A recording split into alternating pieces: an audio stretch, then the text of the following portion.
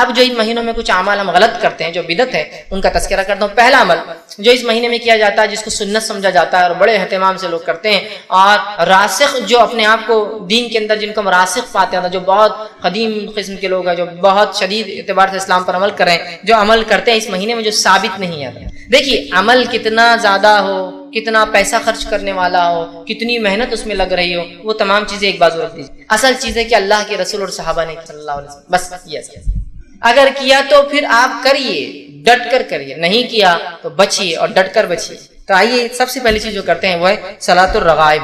یہ قسم کی نماز، اس کا نام ہی لوگوں نے صلاۃ الرغائب، یہ نام لیکن نماز کا کسی فقہ کی کتاب میں کبھی نہیں ملے گا آپ کو، یہ نماز کا تذکرہ کبھی کسی محدث کے پاس آپ کو نہیں ملے گا، لیکن ایک یہ موضوع روایت ہے، ان موضوع اور من گھڑت روایتوں کو لے کر یہ نماز کو بنا دیا گیا جس کو صلاۃ الرغائب کہا جاتا ہے، اور یہ بڑے عقیدت کے ساتھ رجب آتے ہی لوگ اس کا اہتمام کرتے ہیں۔ اس نماز کے تعلق سے جو روایت پیش کی جاتی ہے، جو موضوع ہے، یاد رکھیے موضوع سمجھتے ہیں، موضوع مطلب وہ حدیث جو نبی اکرم صلی اللہ علیہ وسلم کی طرف گڑھ دی گئی، منسوب کر دی گئی، لیکن آپ نے ایسی بات نہیں کہی، وہ روایت کیا رکھتا ہوں جو صلاۃ الرغائب کی طرف لوگ سناتے ہیں، بیان کرتے ہیں۔ حدیث کے الفاظ اس طرح سے وہ یہ ہے کہ رجب اللہ کا مہینہ ہے، شعبان میرا مہینہ ہے، رمضان میری امت کا مہینہ۔ جو روایت بیان کی جاتی ہے وہ یہ ہے رجب اللہ کا مہینہ ہے، شعبان میرا مہینہ ہے اور رمضان میری امت کا مہینہ ہے۔ پھر اس حدیث میں آگے الفاظ دیکھیے کیا ہے، الفاظ یوں ہیں، جو شخص رجب کی پہلی جمعرات کے دن کا روزہ رکھے، پھر جمعہ کی رات مغرب سے عشاء کے درمیان 12 رکعت نماز پڑھے۔ جو شخص جمعرات کے دن روزہ رکھے، پھر جب جمعرات ختم ہو گیا تب جمعہ کی رات چالو ہوگی، جمعہ کی رات مغرب سے عشاء کے بیچ کے درمیان 12 رکعت پڑھے، دو کر کے، اور اسی طرح جو ہے ہر رکعت میں سورہ فاتحہ کے بعد 3 مرتبہ سورہ قدر اور اس کے بعد 12 مرتبہ سورہ اخلاص پڑھے، سورہ قدر 3 بار، 12 مرتبہ سورہ اخلاص پڑھے، اس کی تلاوت کرے۔ جب نماز سے فارغ ہو، مطلب 12 رکعت پڑھ چکا ہو، فارغ ہو، تو مجھ پر جو ہے 70 مرتبہ درود بھیجے، اور اس میں خاص درود کا تذکرہ بھی کہ یہ درود بھیجے، اللہم صلی علی محمد النبی الامی وعلی آلہ، یہ بھیجے 70 مرتبہ۔ پھر سجدے میں چلا جائے، مطلب سجدہ کرے، اور سجدے میں یہ دعا پڑھے، سبوہم قدوس رب الملائکۃ والروح، یہ دعا پڑھے۔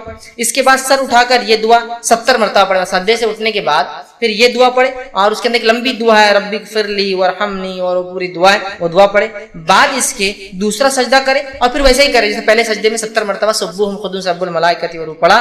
اگر جس نے یہ کر لیا تو اس کے باوجود، مطلب اس کے بعد وہ کہتے ہیں کہ جس نے یہ کر لیا تو اس کے جو ہے اسی طرح کرے، اس کے بعد جو کچھ اللہ تعالیٰ سے مانگیں گا، اس کے بعد جو کچھ اللہ تعالیٰ سے مانگیں گا، اللہ تعالیٰ اس کی ہر حاجت کو پورا کریں گا۔ اب یہ فضائل میں آتا ہے، اور یاد رکھیے یہ روایت جو میں نے آپ کے سامنے رکھی جو بات، یہ نبی اکرم صلی اللہ علیہ وسلم ثابت نہیں ہے، ثابت نہیں ہے۔ اس کے اوپر جو یہ موضوع ہونے بھی ابن الجوزی رحمہ اللہ نے کہا کہ یہ موضوع ہے، اسی طرح جو ہے ابن رجب رحمۃ اللہ علیہ کہتے ہیں کہ یہ روایت موضوع ہے، امام نووی کہتے ہیں کہ یہ روایت موضوع ہے، اسی طرح محمد بن طاہر الہندی رحمہ اللہ یہ فرماتے ہیں کہ روایت موضوع ہے، اسی طرح امام شوکانی رحمہ اللہ کہتے ہیں کہ یہ روایت موضوع ہے، اور اس کے بعد مولانا عبدالحی لکھنوی جو کہ ہندوستان کے رہنے والے تھے، مشہور اور معروف شخصیت ہے، وہ بھی اس کے تعلق سے کہتے ہیں اور فرماتے ہیں، ان کا قول اس طرح سے صلاۃ الرغائب والی حدیث من گڑت ہے، اور اس پر اکثر محدثین یا سب محدثین کا اتفاق ہے، اور ان کی مخالفت کرنے والے کا کوئی اعتبار نہیں، چاہے وہ کوئی بھی ہو۔ کیا کہہ رہے ہو عبدالحق جو ہے عبدالحی لکھنوی رحمہ اللہ کہ جو ہے یہ نماز کے تعلق سے کہہ رہے ہیں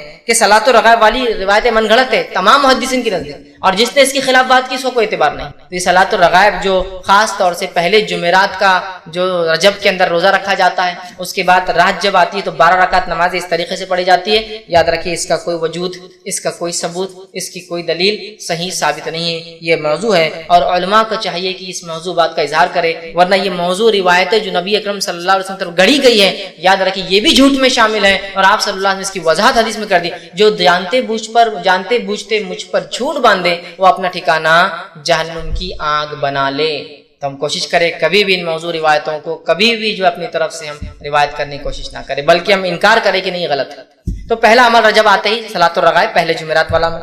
اس کے بعد جو ہے رجب میں جو دوسرا عمل لوگ کرتے ہیں وہ یہ ہے کہ رجب کے مخصوص روزے، ایک تو یہ پہلا روزہ جمعرات کا، اس کے بعد کی نماز صلاۃ الرغائب، لیکن اس کے علاوہ مخصوص روزے رکھتے ہیں، اور ان روزوں کے تعلق سے مختلف روایتیں ہیں۔ پہلی بات تو وضاحت کر دوں، نبی اکرم صلی اللہ علیہ وسلم نے رجب میں کوئی خاص روزہ نہیں رکھا اور رجب کے اندر آپ نے کسی خاص روزے کا حکم نہیں دیا۔ دونوں باتیں، ایک تو آپ کا عمل بھی نہیں، آپ کا حکم بھی نہیں۔ نبی اکرم صلی اللہ علیہ وسلم نے رجب میں کوئی خاص روزہ نہیں رکھا اور کسی خاص روزے کے رکھنے کا حکم نہیں دیا، یاد رکھیے۔ اب جو لوگ یہ روایتیں بیان کرتے ہیں رجب کے روزوں کی، وہ سب من گھڑت، یاد رکھیے۔ امام نووی رحمہ اللہ نے ایک بہت اچھی بات فرمائی، جب بھی کسی حدیث کو ایسے دیکھو جس کے فضائل بہت ہی زیادہ ہو رہے ہو، یا محدثین کے اقوال ایسے موجود ہیں کہ جب تم دیکھو کہ کسی حدیث میں یا کسی عمل کے بہت زیادہ فضائل پتہ چل رہے ہو، تو جان لو کہ یہ فضائل من گھڑت ہے، یہ وہ حدیث من گھڑت ہے، صحیح روایتوں کے مقابلے میں، یاد رکھیے۔ صحیح روایت جیسا مثال کے طور پہ شب قدر کی فضیلت کیا ہے؟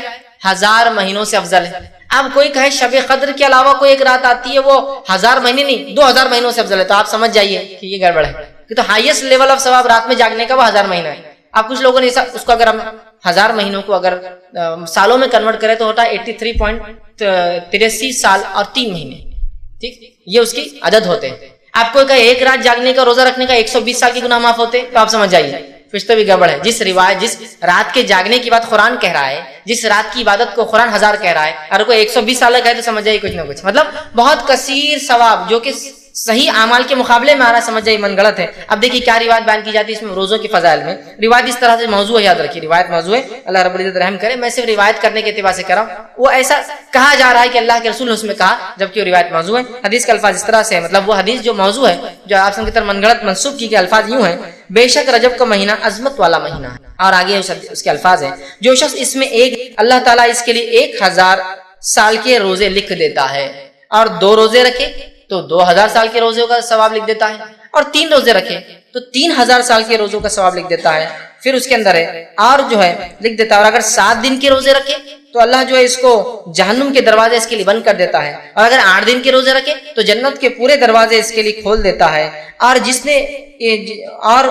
میں سے چاہے جنت میں تاکہ وہ داخل ہو جائے۔ اور جو شخص 15 دن کے روزے رکھے اس کی برائیوں کو نیکیوں میں تبدیل کر دیا جاتا ہے، اور ایک منادی دینے والا آسمان پہ اعلان کرتا ہے: اللہ تعالیٰ نے تمہاری مغفرت کر دی، اب تم نئے سرے سے عمل شروع کرو، ٹھیک ہے۔ اور جو شخص اس میں زیادہ سے زیادہ روزے رکھے اللہ تعالیٰ اس کو زیادہ سے زیادہ عطا فرماتا ہے۔ یہ روایت موضوع ہے اور من گڑت ہے۔ امام الجوزی نے اپنی موضوعات اپنی کتاب الموضوع کے اندر اس کو روایت کیا، اور اکثر محدثین نے اس کو اپنی موضوعات کے اندر روایت کیا کہ یہ روایت صحیح نہیں ہے۔ یہ تو 1000 دن کے روزوں کا ثواب بتایا جا رہا ہے، 2000 دن کے روزے، مطلب 30 دن رکھ لیا تو 3000 ہو گئے، یا 29 کا دن آتا 29000۔ اللاجیکل بات ہے، اس لیے کہ دیگر اعمال پہ شب قدر پر یا رمضان کے روزوں پر یہ فضائل کی بات نہیں آ رہی، یاد رکھیے۔ اسی لیے میں نے کہا کثرت سے جب فضیلتیں آئی کسی چیز میں بہت زیادہ جو صحیح کے مقابلے میں ہو تو سمجھ آئیے کچھ نہ کچھ گڑبڑ آ رہی ہے اس کے، ٹھیک ہے۔ تو بہرحال دیکھیے کس قسم سے بات آئی ہے، یاد رکھیے یہ تمام چیزیں جو ہے موضوع ہے۔ اسی طرح اس میں ایک خاص نماز کا بھی تذکرہ آتا ہے روزے کے ساتھ، کہ روزہ رکھے اور نماز پڑھے، وہ اس طرح سے بیان کیا تھا، اور یہ بھی روایت موضوع جھوٹی ہے، لیکن لوگ عمل کرتے ہوئے کیا ہے، حدیث کو ایسا بیان کیا تھا جو کہ جھوٹی ہے: جو آدمی رجب میں 1 دن کا روزہ رکھے، اس میں 4 رکعت اس طرح پڑھے کہ پہلی رکعت میں سورہ جو ہے فاتحہ کے بعد جو ہے 100 مرتبہ آیت الکرسی پڑھے، اور پھر دوسری رکعت میں 100 مرتبہ سورہ اخلاص پڑھے، مطلب پہلی رکعت میں سورہ فاتحہ 100 مرتبہ آیت الکرسی، دوسری رکعت میں سورہ فاتحہ 100 مرتبہ سورہ اخلاص پڑھے، تو اس کی موت نہیں آئے گی یہاں تک کہ وہ جنت اس سے دکھا لیا جائے، یا جنت میں اس کا ٹھکانہ نہ اسے بتا دیا جائے۔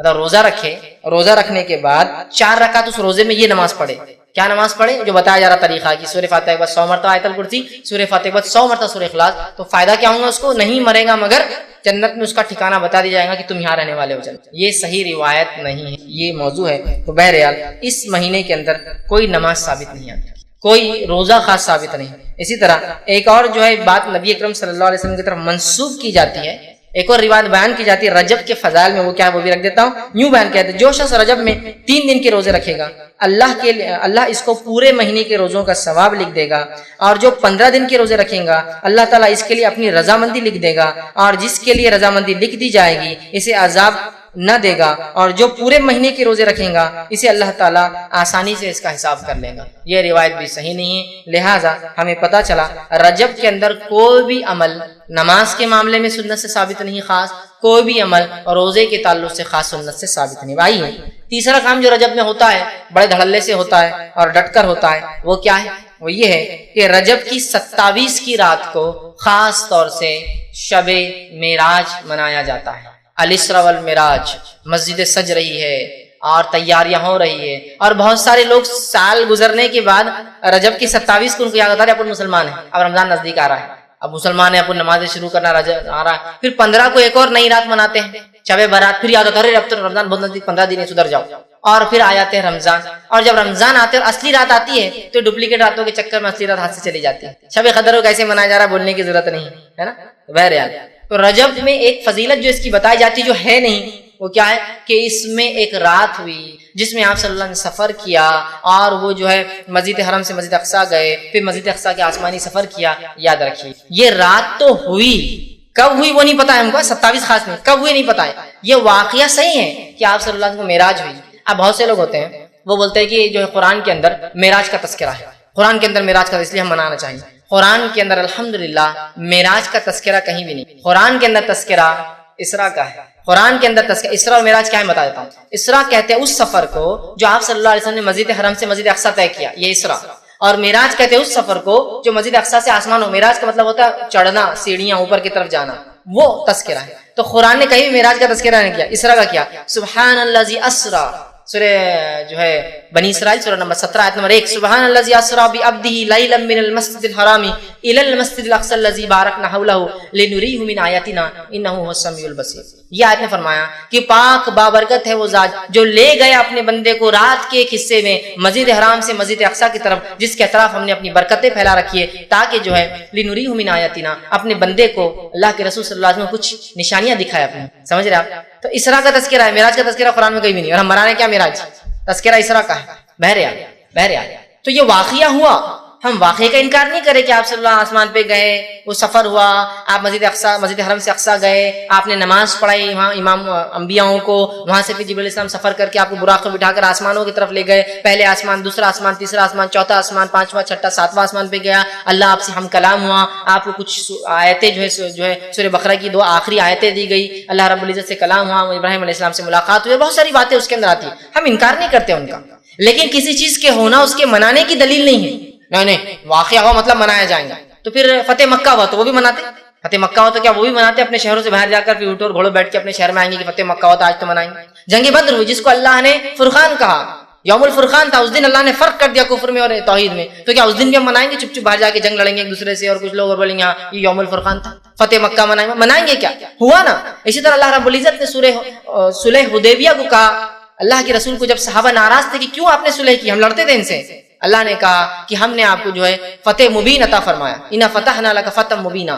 صحابہ سمجھتے ہاں رہے، اللہ کہہ رہا ہے ہم نے آپ کو کھلی کامیابی دی، اور بعد میں پتہ چلا جو صلح حدیبیہ کا کیا فائدہ ہوا، تو اب صلح حدیبیہ بھی منائیں گے نہیں، اس دن اللہ نے کہا کہ یہ تو فتح مبین ہے اور یہ یوم الفرقان ہے، جو ہے جنگ بدر، اور اسی طرح فتح مکہ ہوئی، اسلام کو غلبہ ملا تو وہ منائیں گے، ایسا کریں گے۔ پھر اللہ کے ہجرت کر کے گئے تو ہم بھی سب کہیں تو بھی جا کے آئیں گے، کریں گے کہیں، چیز کا ہونا منانے کی دلیل نہیں ہے۔ تو یہ ہوا واقعہ، اس واقعے کی اگر تفصیلات آپ دیکھنا چاہتے ہیں تو میرا اس پہ ایک مفصل 2-2.5 گھنٹے کا ایک بہت تفصیلی عنوان ہے، شب معراج کی حقیقت اور ہماری بدعتیں، یہ آپ دیکھ لیں۔ اس کے بعد شب برات آئیں گے، اس پہ میرا ایک لیکچر ہے، شب برات کی حقیقت اور ہماری بدعتیں، اور تیسری رات جو منائی جاتی ہے جو حقیقی ہے اس کے اوپر ہی میرا ایک لیکچر ہے، شب قدر کی اہمیت اور ہماری غفلتیں، اس کو ضرور آپ دیکھیں۔ تو شب معراج کی حقیقتیں اور ہماری بدعتیں اس میں نے بہت تفصیلی رکھا ہے کہ کسی چیز کا ہونا منانے کی دلیل نہیں۔ بہرحال تو اب اس رات کو یاد رکھیے، اس رات کو نبی اکرم صلی اللہ علیہ وسلم کے ساتھ وہ معجزہ ہوا جو آپ لے گئے، یہ رات 27 رجب تھی، اس کے بارے میں کوئی دلیل ثابت نہیں ہے۔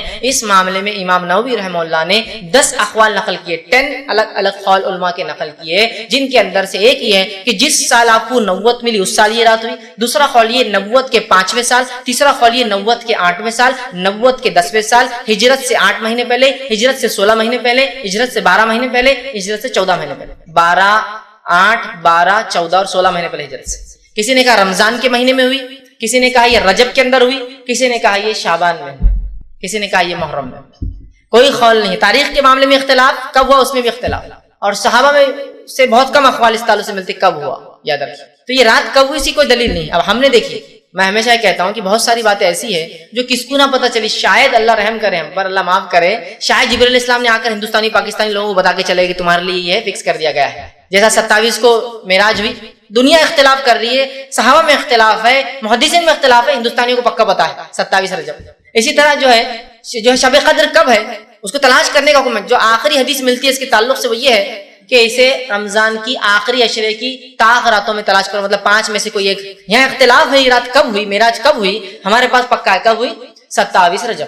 آپ 27 رجب کو بہرحال دیکھیے کسی چیز کا ہونا اس کے منانے کی دلیل نہیں ہے، اب ہوا اب منانا شروع ہو گیا ہے نا۔ کیسے راتوں کو مسجدیں سجائی جا رہی، نہایا جا رہا ہے، تیار ہوا جا رہا ہے، انتظام کیا جا رہا ہے، مخصوص پکوان اور میٹھے، اور ظاہر سے کوئی بدعت بغیر میٹھے کی تو کمپلیٹ ہوتی نہیں ہے، مخصوص میٹھے بنائے جا رہے ہیں، اسی طرح جو ہے مخصوص لباس بنائے جا رہے ہیں، مخصوص رکعت میں تعداد میں راتوں کی نماز 100 رکعت نماز، یا پھر ایک نماز ہوتی ہے کہ جو زندگی بھر کے نمازیں چھوٹ گئے، ٹھیک جو ہے قضائے عمری پڑھی جا رہی ہے، اسی طرح جو ہے صبح اٹھ کر پھر 27 کا روزہ رکھا جا رہا ہے، یہ تمام کام بدعت ہے۔ وہ رات ہوئی، وہ واقعہ ہوا، اس کے بارے میں ہمیں فکس نہیں پتا وہ کب ہوئی رات اور کیا واقعہ، مطلب واقعہ تو پتا ہے لیکن وہ رات کب ہوئی، کس مہینے ہوئی، کس سن میں ہوئی، ہمیں نہیں پتا، لہٰذا اس رات کو یاد کر سکتے آپ کی واقعہ کیا تھا لیکن منانا یہ بدعت میں شامل ہوگا۔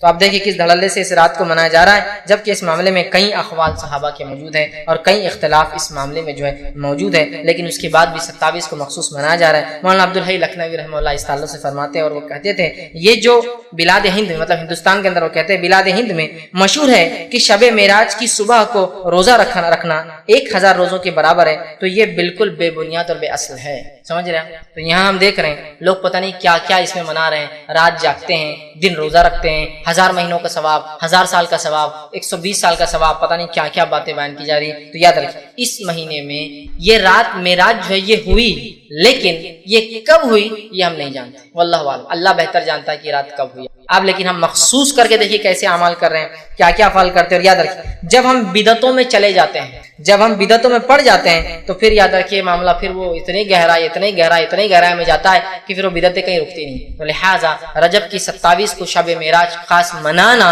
یہ بدعت ہے اور شریعتاً یہ غلط ہوگا، رات کا جاگنا بھی ثابت نہیں، اس میں کوئی خاص روزہ ثابت نہیں۔ کوئی آدمی روز رات میں جا کے عبادت کرتا ہے تو وہ بھی کر سکتا ہے، اور کوئی روزہ رکھنے کا عادی ہے اور وہ رکھتا ہے، جیسا کہ مثال تو جمعرات اور پیر کا روزہ رکھتا ہے اور اس دن ہی جمعرات آ جائے تو الگ بات ہے، لیکن خاص طور سے کرنا یہ بدعت میں شمار ہوگا۔ اب اور ایک کام جو اس رجب میں کیا جاتا ہے بڑے عقیدت سے، وہ کیا ہے، وہ یہ کہ رجب میں لوگ سمجھتے ہیں عمرہ کرنا افضل ہے، اور بہت لوگ عمرے کو جاتے ہیں، بڑا نمبر لگائے جا رہے ہیں، تڑپ کے لگائے جا رہے ہیں، دعائیں ہو رہی ہیں اللہ سے سالوں سال کی رجب میں موقع دے ہم کو عمرے کا۔ رجب میں آپ صلی اللہ علیہ وسلم سے خود عمرہ کرنا ثابت، اور نہ ہی آپ نے کبھی اس کی کوئی فضائل کسی صحیح احادیث میں بتائی ہے۔ دونوں باتیں یاد رکھیں، آپ صلی اللہ علیہ وسلم سے رجب میں کوئی عمرہ ثابت نہیں ہے، اور آپ صلی اللہ علیہ وسلم سے کسی صحیح حدیث میں کوئی قول ثابت نہیں ہے کہ آپ نے عمل خود عمرہ کیا یا حکم دیا کہ بھائی تم لوگ اس مہینے میں عمرہ کیا کرو، کوئی بات ثابت نہیں ہے۔ یاد رکھیے اس تعلق سے جو بات آتی ہے آپ صلی اللہ علیہ وسلم کے جو عمرے ہیں اس تعلق سے جو بات آتی ہے، ایک روایت یوں آتی ہے جو کہ صحیح مسلم کی حدیث ہے، اور جو ہے عروہ بن زبیر جو ہے وہ فرماتے ہیں، بیان کرتے ہیں کہ ایک مرتبہ عبداللہ بن عمر رضی اللہ عنہما اور میں دونوں مل کے عائشہ رضی اللہ عنہا کے حجرے کے باہر بیٹھے، اور میں نے سوال کیا ابن عمر سے کہ عبداللہ ابن عمر کیا نبی اکرم صلی اللہ علیہ وسلم نے رجب میں کوئی عمرہ کیا تھا؟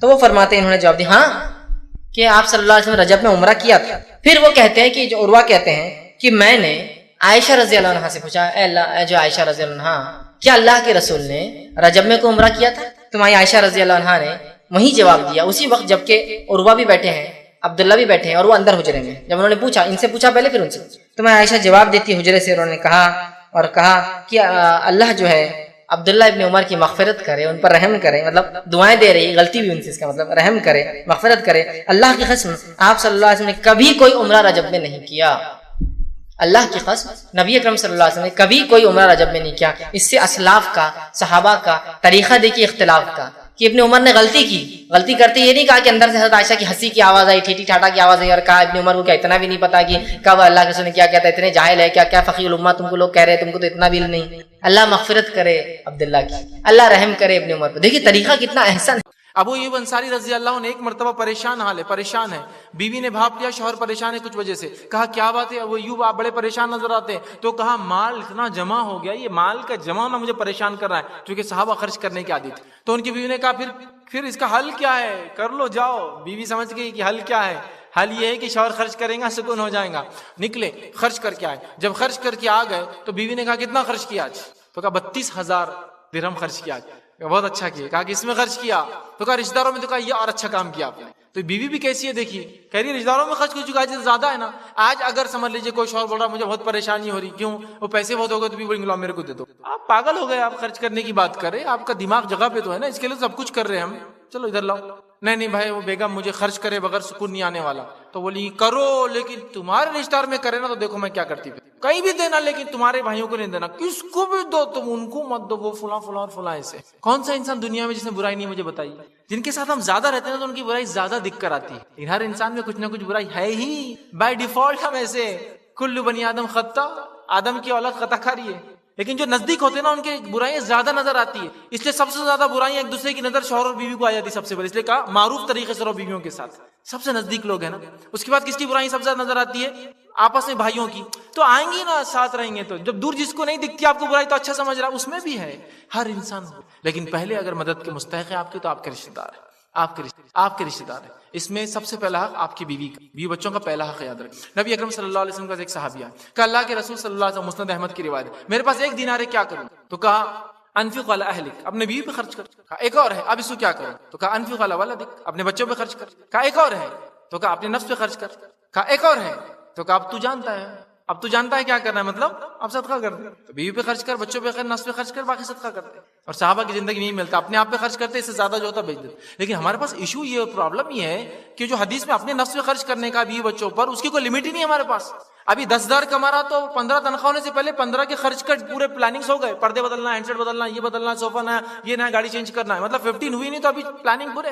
اب 15 سے 20 ہو تو اس کی پلاننگ ہے, 20 سے, اور حالت یہ ہے کہ کروڑوں کما کے بھی نہیں, کیونکہ اس کی بھی پلاننگ ہے خرچ کر. تو ایک لمٹ بنائیے, سٹل. 1 دینار تھا تو کہا بیوی کے لیے, 1 دینار تھا بچوں, 1 دینار اپنے لیے, اب 1 دینار تو جانتا فان تابصر, حدیث میں آپ تیرے کو معلوم کیا ہوشیاری کرنا ہے, اب خرچ کرنا ہے تو چلے گئے خرچ کر. سمجھے آپ بات کو, یہ بڑی اہم چیز ہے. تو رشتہ داروں پہ سب سے پہلے آپ کو خرچ کرنا یاد رکھیے, یہ پہلے حقدار. دوسرا یتیم, ٹھیک ہے, خرابات دار کے بعد یتیم آتے. یتیموں کا دوسرا حق یاد رکھیے ہمارے مال میں, اس لیے کہ یتیم دنیا کا سب سے کمزور انسان ہوتا, اور بھوک کے بعد موت ہوتی ہے. اس لیے قرآن میں 2 چیزوں کے بارے میں بڑا آیا, کھانا کھلاؤ, بھوکے کھانا کھلاؤ, بھوکے کھانا, کہ تو بھوک کے بعد کیا ہے, موت ہے.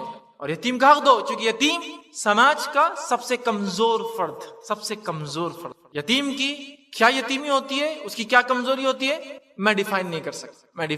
کہ تو یتیمی کیا ہوتی ہے, یتیم کو پتا چلتی یتیمی کیا ہوتی ہے. ایک مثال دے سکتا ہوں صرف سمجھنے کی. میں باہر, یا میرا بچہ گھر سے باہر جاتا ہے اور اس کو چھیڑ دیتا ہے, تو وہ کیا بولتا ہے, ابھی رک جاؤ, میں اپنے باپ کو بلا کے, ابو کو بلا کے لاتا. لیکن یتیم کچھ بھی نہیں بولتا, اس کو معلوم پیچھے کوئی بھی نہیں. سمجھا, اس کی یتیمی, اس کی کمزوری اتنی زیادہ ہے کہ اگر وہ مالدار بھی ہے تو یتیم پریشانی اس لیے کہ وہ یتیم ہے, اس کو کوئی سپورٹر نہیں. یاد رکھیے یتیم کا بڑا حق ہے, اسی لیے بار بار بھوکے کھانا کھلاؤ, یتیم کا حق ادا کرو. کیوں, اس لیے کہ یتیم سب سے کمزور فرد ہوتا ہے, اس لیے اس کی مدد کرنا ہے. تو یتیم اپنے خاندان کی یتیم, دوسروں کے یتیم, سماج کے یتیم, انسانیت میں, کہ تو یہاں یتیم مسلم یتیم نہیں, آرفن مسلم آرفن نہیں ہے, کوئی بھی آرفن جو دنیا میں ہے اس کی مدد کر. خاندان کا یتیم سب سے پہلا مستحق, پھر آپ کی کمیونٹی کا یتیم دوسرا مستحق, آپ کے شہر کے یتیم اور آپ کے اطراف میں والے دوسرے مذاہب میں جو ان کی مدد کیجیے, یتیم خانے ان کی کفالت کیجیے. نبی اکرم صلی اللہ علیہ وسلم فرماتے ہیں میں اور یتیم کی کفالت کرنا جنت میں ایسے ہوں, اور اشارہ کیا حدیث میں اپنی انگلیوں سے, جیسے 2 انگلیاں نزدیک ہوتی نا, تو اتنے نزدیک یتیموں کا بڑا مقام ہے, بڑا مقام ہے. یتیموں کو نبی اکرم صلی اللہ علیہ وسلم نے وہ حق اور وہ مقام ملا کہ نبی اکرم صلی اللہ علیہ وسلم نے ایک یتیم بچے کو اپنے کاندھے پر بٹھا کر عید کی نماز کے لیے گئے, چونکہ ان کے والد نے راستے سے آپ جا رہے تھے, نعمان رضی اللہ عنہ. کہا نعمان تم نماز کو جاؤں گی کل عید کی, تو کہا میں تو یتیم, میرے والد نہیں. تو آپ صلی اللہ علیہ وسلم گھر لے گئے, اپنی زوجہ سے کہا اس کو نہلاؤ دھلاؤ, اور اس کے بعد اپنے کاندھے بٹھا کر لے گئے. تو یتیموں کو وہ حق, آرفنز کو وہ رائٹ ملے اسلام میں کہ نبی اکرم صلی اللہ علیہ وسلم کے کاندھے پر تک بیٹھے یتیم ہی. تو یتیم حق ہے ان کا, ڈھونڈیے نہیں ہے آپ کے اطراف تو دیجیے ان کی مدد, اور مالدار بھی ہو یتیم تو بھی مدد کیجیے. کیسے, اپنی صلاحیتوں کے ذریعے اس کی ہیلپ کیجیے. چونکہ پیسے والا ہے لیکن پھر بھی اس کو گائیڈنس تو چاہیے نا, چھوٹا بچہ ہے کیا سمجھتا ہے اس کو, سمجھے, یتیم. تیسرا بیوہ, اس لیے کہ بیوہ عورت جو ہے یہ کمزور عورت عمومی اعتبار سے ویسے ہی کمزور ہے کمانے کے معاملے میں, اور اس پر بیوہ ہو جائے مطلب شوہر کا سہارا نہ ہو, اس کی مدد کی جائے. ہم نے یہ قصے تو سنے, کہانیاں تو بولی, واقعہ سناتے ہیں, فلاں عورت برائی کرتے پکڑے گی, فلاں عورت نے 10-20 روپے کے لیے برائی کی, منہ کالا کیا, فلاں ہی کیا. لیکن بیک گراؤنڈ سٹوریز کبھی سنی ہے آپ نے, اس کے پیچھے کی کہانیاں کبھی پڑھی ہے آپ نے, ان کی حقیقتوں کو دیکھا ہے آپ نے؟ صرف پکڑنے کے لیے آپ نے تو گروپ بنا دیا, ان کی ہیلپ کے لیے کیا کیا آپ نے؟ جو مجبوریاں ان کو نکال رہی ہے اپنے گھروں سے, وہ مجبوریوں پہ تو کچھ نہیں کیا, خالی ان کے عمل کو ایسا کر رہی بیوہ عورتیں, یہ کیا ہے؟ ان کے لیے سسٹم بنائیے. یہ سسٹم ہونا چاہیے ہمارے سماج میں کہ سب سے پہلے بیوہ ہو تو اس کے نکاح کا انتظام ہو. اب اللہ رحم کرے, اب کہاں تک اور کون کون سے ایشو سے بات کی, کوئی سسٹم ہی نہیں. پہلے تو کنواریوں کی نکاح کا مسئلہ ہے, تو اس کو بیچاری کو کہاں سے میرے شوہر, اس کا کوئی سسٹم. تو اب تو زندگی بیچاری نے بیوہ کی گزارنا ہے, اور ہیلپ کا بھی سسٹم نہ ہو تو یہ کہاں جائیں گے. چوتھا یاد رکھیے, مسکین مسکین مسکین, غریب کین لوگ, پیسہ نہیں. مسکین کس کو کہتے ہیں؟ اس کے پاس اتنا مال نہیں جتنے میں اپنی زندگی چلا سکتا ہے, ایک نارمل لائف. کہ تو آج ہم نے اتنا اسٹینڈرڈ ہائی کر دیا لیونگ کا کہ وہ کتنا بھی بولو تو میں مسکین ہی رہتا ہوں پھر بھی, کیونکہ کھانا ہے, اور کھانا تو عام بات ہے, میٹھا کہاں اس کے بعد, میٹھا تو عام بات ہے, ٹھنڈا کہاں اس کے بعد, تو ہماری مسکینی ختم نہیں ہوتی. مسکین کا مراد وہ عام زندگی جینے کو جو مال لگتا ہے بیچارے کے پاس نہ ہو, وہ مسکین ہے, اس کو. اسی طرح جو ہے پانچواں, مسافر. گھر کا تو مالدار کروڑ پتی ہے, آ گیا راستے میں, پریشان ہو گیا, مال لٹ گیا, چوری ہو گیا, ختم ہو گیا, ایکسپیکٹیشن نہیں تھی کتنے دن رکوں گا, پیسہ اڑ گیا, مدد کیجیے, یہ بھی حقدار ہے آپ کے صدقات کا. اسی طرح چھٹا, سوال کرنے لوگ آتے ہیں نا, لیکن یہ پروفیشنل سوالی نہیں ہے یہاں مراد میری اس بات سے. سوال سے مراد وہ لوگ جو مجبور ہو جاتے ہیں آپ سے سوال کرنے, پروفیشنل نہیں. جنہوں نے اپنے گداگری بھک منگی کو پروفیشن بنا دیا, وہ لوگ غور سے سن لے, جنہوں نے بھک منگی کو اپنا پروفیشن بنا دیا, خاندانی طریقہ ہے جینے کا بنا دیا. نبی اکرم صلی اللہ علیہ وسلم فرماتے جو شخص بنا عذر کے مانگے, اور مانگ کب سکتا ہے انسان معلوم آپ کو؟ جب ایک وقت کا کھانا ہو تو ایک وقت کے کھانے کے حد تک مانگ سکتا ہے, پورے دن کا بھی نہیں, ایک وقت کا. اور جب ایک وقت کا کھانا نہیں ہے تو مانگ سکتا ہے, اور کتنا مانگ سکتا ہے ایک وقت کے کھانے کا؟ صرف جو گداگیری کرے, مانگی اللہ کے علاوہ کسی اور سے سوال کرے بنا وجہ, وہ روز قیامت اللہ کے سامنے ایسا جائیں گا کہ اس کے چہرے پر گوشت نہیں, کیونکہ وہ اللہ کے علاوہ کسی کے سامنے سوال کیا کرے. ٹھیک ہے, تو سوالیوں کو دیجیے. اسی طرح گردنیں چھڑانے میں, ٹھیک ہے, جیسے کہ اس زمانے میں غلام تھے, غلام کو آزاد کرنا. آج کے دور میں وہ نوجوان جو بلا کسی عذر کے, بلا کسی وجوہات کے جیلوں میں ڈال دیے گئے, اور آپ جانتے ہیں, اور وہ ہیبیچول افینڈرز نہیں ہیں, وہ مجرم نہیں ہمیشہ کے, ہو گئی غلطی, خطا تھی, کبھی جنوین بھی ہو سکتا اور کبھی بالکل بھی نہیں, یوں ہی پکڑ لی گئے. ان کو چھڑانے میں کچھ ایسے علاقے بھی ہمارے ممالک میں پائے جاتے ہیں جہاں لوگ سالداری کے نام پہ غلامیوں کو ابھی بھی جاری رکھے. سالداری سمجھتے نا, یہ سال بھر کام کریں گا, 1000 روپے بیچارہ سال بھر کام کیسے کریں گا, یہ بھی غلامی قسم. اس کا پیسہ ادا کر دی جا کہ بھائی کتنا ہے اس میں, 50,000 یہ دے دیتا ہوں, چھوڑو اس کو, کرنے تو کچھ اور کریں گا, وہ نکل کے. سالداری کے نام پہ بھی غلامی چلتی ہے, آج ہی میں نے دیکھا. پھر اگلے سال پھر کنٹینیو ہوتا, بولے ابھی بھی نہیں ادا کر سکے. ٹھیک ہے, تو ادا کیجئے, ان کو جو ہے آزاد کیجئے. اسی طرح سفید پوش لوگ, وائٹ کالر, کون ہے معلوم؟ یہ لوگ جن کے تعلق سے قرآن بتا رہا ہے یہ کون لوگ ہیں. سنیے, قرآن میں اللہ رب العزت فرماتا ہے, سورہ بقرہ سورہ نمبر 2 آیت نمبر 273 273, اللہ فرماتا ہے کہ خاص طور پر مدد کرو مستحق وہ اور تنگ دست لوگوں کی جو اللہ کے نام سے ایسے گھر گھر جا کر جو ہے مطلب آیت کا معنی یہ ہے کہ ان لوگوں کی ہم مدد کریں جن لوگوں کو دیکھ کر آپ نہیں پتا کر سکتے کہ یہ لوگ مانگ رہے ہیں یا ان کو چیز کی ضرورت ہے. مطلب وہ آپ کے سامنے آ کے مانگیں گے نہیں, دو, اس کو مسکین کہتے ہیں در حقیقت, وہ مانگیں گے نہیں, لیکن ان کے چہروں سے آپ کو اندازہ ہو جائے گا کہ ان کو ضرورت ہے. لیکن عام لوگ ان کو دیکھیں گے تو سمجھیں گے یہ تو غنی لوگ ہیں, مالدار ہیں. اللہ رب العزت کیا فرماتا ہے ان کے تعلق سے, یحسبوہم الجاہل اغنیاء, جو لوگ جن کے بارے میں نہیں جانتے وہ سمجھتے تو مالدار ہیں, جن کو علم نہیں ہے وہ سمجھتے ہی مالدار ہے, لیکن ان کے چہروں سے آپ پتا کر سکتے مال نہیں. ان کو خرچ کیجئے, یہ مسکین ہے. تو مسکین ملتا نہیں, مسکین کو ڈھونڈ کر دینا پڑتا. سمجھ رہے آپ, جو آپ کا دوست بھی ہو سکتا ہے, آپ کا کوئی بہت سگا بھائی بھی ہو سکتا ہے, اور آپ کا بالکل پڑوسی لیکن مانگتا نہیں, یہ بھی ہو سکتا ہے. اسی طرح دینی ادارے, یہ بھی مستحق ہے کہ آپ ان کو دے اپنا مال و دولت, جو مختلف دعوتی, اصلاحی اور دیگر کام کرتے ہیں, یہ بھی مستحق ہے. اسی طرح 10واں اور آخری, آپ جس کو بھی صدقہ دیں کوشش کریں متقی اور پرہیزگار انسان ہو. مسکین, مسافر, سارے ترجیحات کس کو دیں گے؟ متقی. اس لیے کہ نبی اکرم صلی اللہ علیہ وسلم فرمایا, کہا تو اس بات کا خیال رکھنا, کہ صحابی کو کہا تو اس بات کا خیال رکھنا کہ تیرا مال اور تیرا کھانا صرف متقی لوگ کھائیں, کہ تیرا مال متقی لوگ کھائے. تو لہٰذا کوشش کرے کہ آپ ایسے لوگوں کو دے, یہ غریب, مسکین, مسافر, سارے لوگ جو تقوی والے ہوں. مال خرچ کرنے کی کیا فضیلت ہے, اس کے کیا فائدے ہوتے ہیں, آئیے اللہ رب العزت کیا فرماتا ہے. اور مال خرچ کرنے کا اللہ نے اتنا ثواب رکھا ہے, اتنا ثواب, اتنا اجر کسی عبادت کا نہیں ہے. مال خرچ کرنے کا جو اجر اور ثواب ہے, یہ اجر اور ثواب کسی اور عبادت کا نہیں, یاد رکھ لیجئے. آئیے اللہ رب العزت کیا فرماتا ہے. اللہ سبحانہ تعالیٰ فرماتا اور کہتا ہے, سورۃ البقرہ سورہ نمبر 2 آیت نمبر 261 میں اللہ فرماتا اور کہتا ہے, آیت اس طرح سے اللہ فرماتا ہے, مثل الذین ينفقون اموالهم فی سبیل اللہ کمثل حبۃ انبتت سبع سنابل فی کل سنبلۃ 100 حبۃ واللہ یضاعف لمن یشاء واللہ واسع علیم. اس کا ترجمہ اللہ فرماتا ہے کہ مثل الذین ینفقون، ان لوگوں کی مثال جو اللہ کی راہ میں خرچ کرتے ہیں، دیتے ہیں، وہ ایسی ہے جیسے کسی نے ایک دانہ زمین میں بویا اور اس دانے سے 7 بالیاں نکل آئی، مطلب اس دانے سے جو درخت نکلا، جو جھاڑ نکلا، اس کو کتنے پھل لگے یا کتنے جو ہوتے ہیں بالیاں دیکھی نہیں آپ نے، گیہوں کی ہوتی ہے، باجرے کی، اناج کی بالیاں ہوتی ہے، بھٹا ہوتا ہے جیسا آپ کا، بالیاں، تو اس سے کتنی بالیاں نکلی؟ 7 بالیاں نکل آئی، اور ہر بالی میں 100 دانے ہیں، اور اللہ جس کا چاہتا ہے اجر اس سے زیادہ کئی گنا بڑھا دیتا ہے۔ اور اللہ نے فرمایا اللہ بہت وسعت والا، کشادگی والا اور علم والا ہے۔ تو اس آیت کے اندر دیکھیے اللہ رب العزت نے جو بات بیان کی وہ یہ ہے کہ اللہ کی راہ میں ایک چیز خرچ کرنے کی مثال ایسی ہے جیسے اس شخص نے ایک دانے کو زمین میں بویا، اس دانے سے جو پھل، جو اناج نکلا، جو جھاڑ نکلا، جو درخت نکلا، اس کو 7 بالیاں لگی، اس ہر بالی میں 100 دانے ہیں، اور اللہ اجروں کو اس کے زیادہ یضاعف، اس کے ملٹیپل ٹائمز بڑھا دیتا ہے۔ اللہ بڑی وسعت والا اور علم رکھنے والا ہے۔ تو یہاں 700 گنا ثواب ملتا ہے، 700 ٹائم ثواب ملتا ہے اللہ کی راہ میں 1 روپیہ، ایک مال خرچ کرنے کا، عام زبان میں بدلے کے اعتبار سے۔ مثال کے طور پر اگر سمجھ لیجئے ایک شخص جو شہر کا مالدار انسان آپ سے کہتا ہے 1 روپیہ میرا فلاں کو پہنچا دو اور دے دو، میں تم کو 700 دے دوں گا، 1 روپیہ میرے سے لو اور فلاں کو دے دو، یا تمہارا 1 روپیہ فلاں کو دے دو اور اس کو دینے کے بعد میرے پاس آنا اور 700 لے جانا مجھ سے اس کے بدلے، تو کیا آپ یہ کام کریں گے یا نہیں کریں گے؟